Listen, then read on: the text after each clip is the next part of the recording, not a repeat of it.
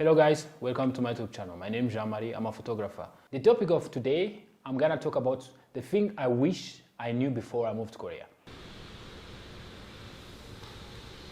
As an African, when you get a chance to move abroad, you always think your problem is gonna be solved by money.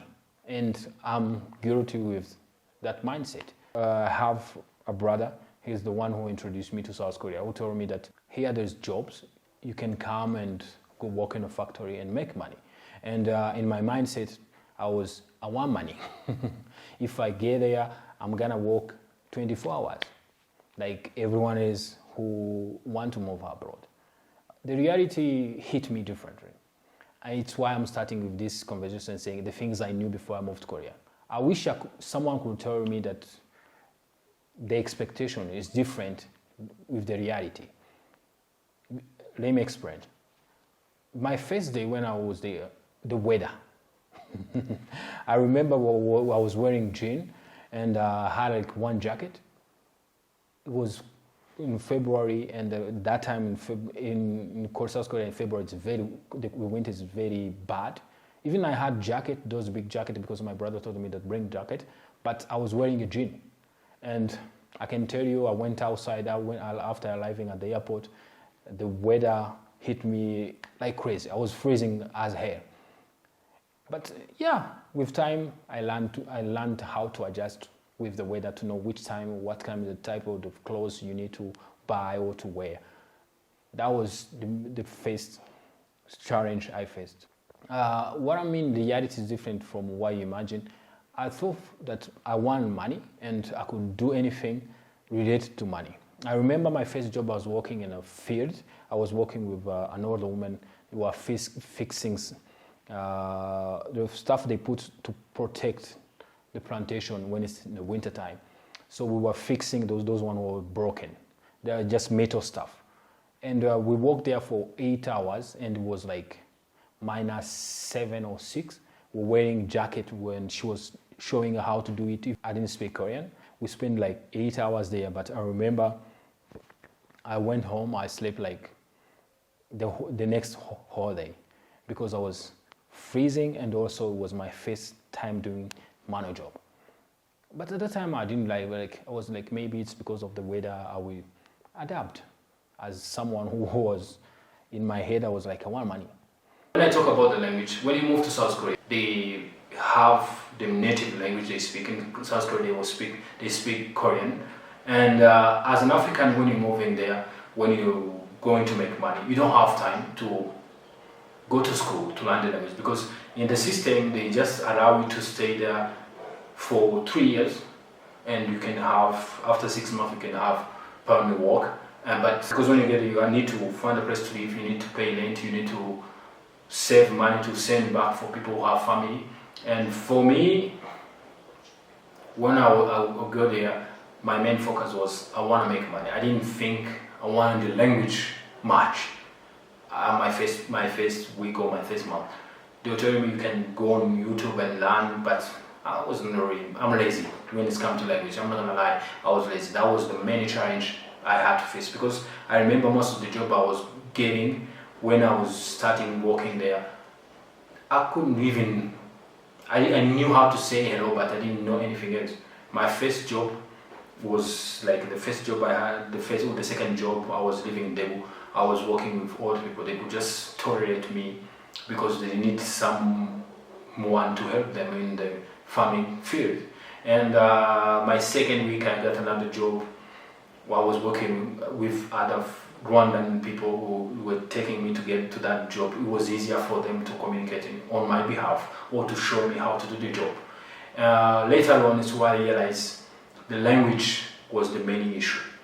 I can tell you that when I ask, even like you can ask people who are living there, been there for 10 years, why you don't have time to go and learn the language, they will tell you, if you take the current language, at least you have to have 1 year, you like going to school there is program for every 2 weeks, like weekend days, you can go learn like 8 hours, Saturday and Sunday, and then in 1 year or 2 years, you'll be able to communicate.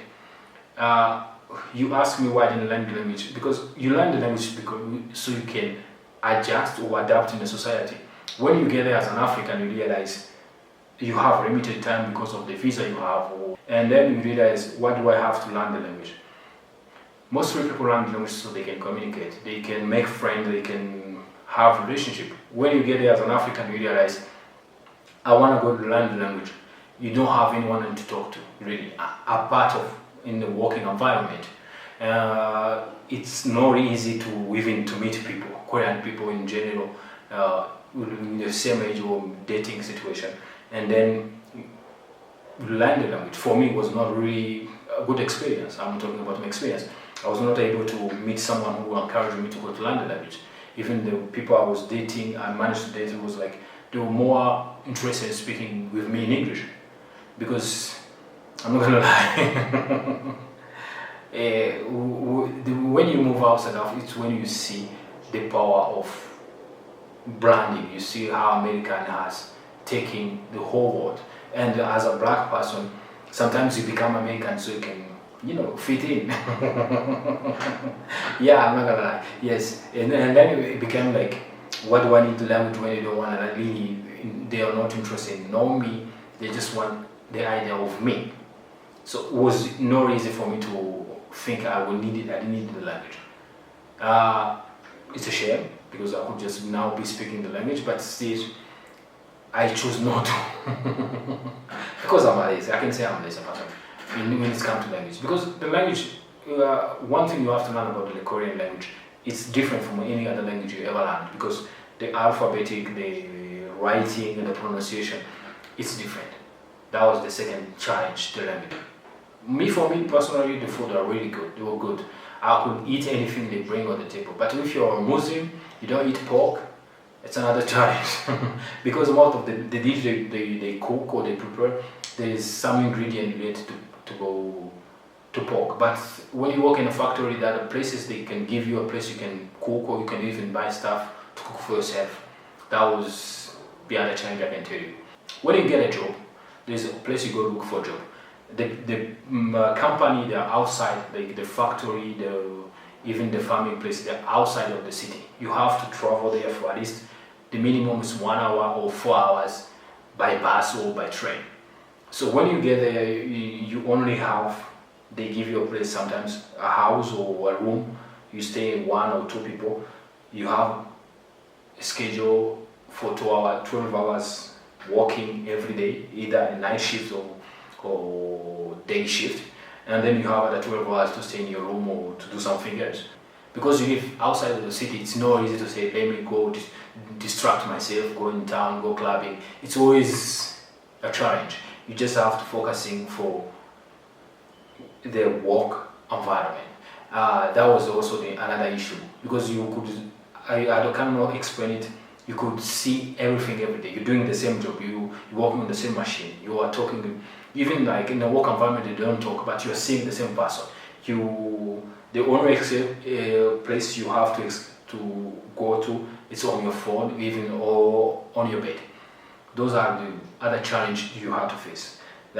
With time, for me, my first job was, I was working with 2 people that were friends who could hang out at that night shift, and after like job you can go and drink or eat, cook, because I cook, I was cooking for them and could talk. But after 3 months, I don't remember what happened to me, but I realized finding myself, even one time crying at break time.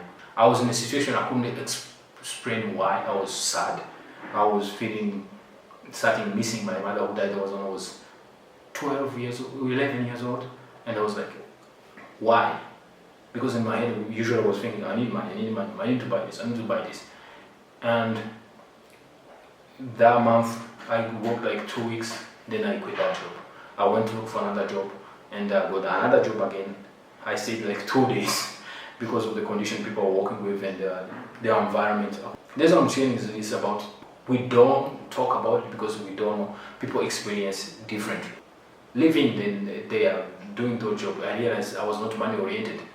And because I was even a photographer before I went to Korea, I was like, let me try to focus on my photography thing. Maybe later I can make it as a photographer. That was my other target. I was like, let me just focusing on photography. The other challenge I had is making friends. When you want to survive in a foreign country, you need to have a group of friends. You need to have either people from your church, you need to have people from your country to be able to maybe survive in a foreign environment. Because of me, my first year was very hard. I was struggling to get by. I think if you are creative, you know, the harder things to do is to socialize. It's to be able to go and meet, even you are, I know how to talk to people, but it's not easy to go and feel like you belong. Sometimes I used to go, but I felt more worse than before I went. So I started avoiding going there. And things with photography helped me a lot because I could just go and take a picture and come back home, and I have that focusing that I'm editing this picture, I'm organizing this photo shoot. Was a way of me of surviving and also adjusting. The other thing about living in a country that is not yours, you learn to accept that people are different culturally. As an African, you can go meet another African on the street, you will spend 10 minutes talking without even knowing each other. But when you're in South Korea, you realize even the people you live in, like the neighbor, not talking to the neighbor, even they even speak the language. Or I find myself in that situation that people I was living by, people I knew, I didn't have the energy even to talk to them. That was the other challenge, to be able to make friends and also to understand the culture, to understand the certain way the Korean culture is, and people Korean culture are behaving is different from us.